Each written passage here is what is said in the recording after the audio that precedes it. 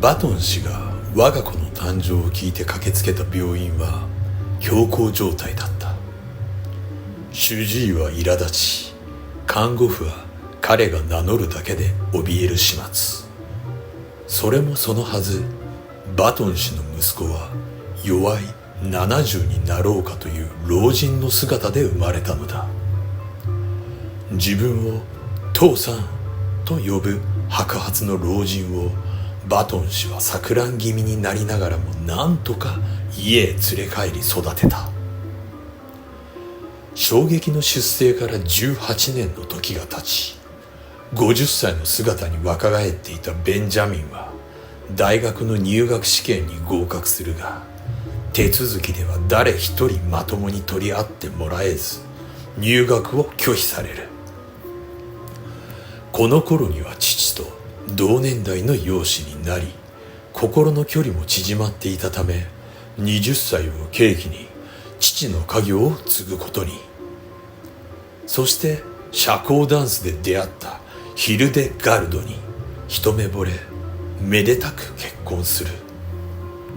しかし熟年好きで正常に年齢を重ねていく彼女とどんどん若返り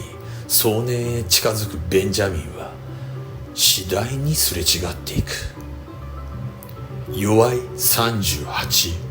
肉体は32歳まで若返っていたベンジャミンは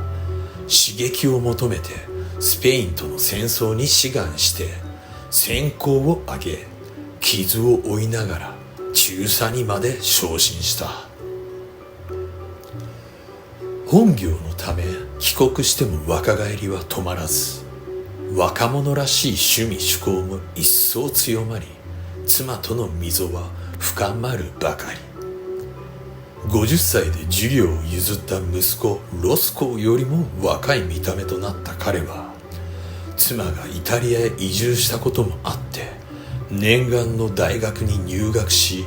無事卒業するが、体は少年に近づき体力も衰え始める。ロスコーの長男、つまりはベンジャミンの初孫が生まれる頃には10歳前後の子供の姿になっており、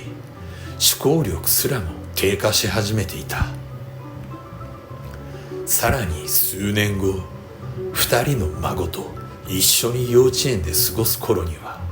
ベンジャミンの思考はほとんど幼児そのものだった。その幼稚園も退園し、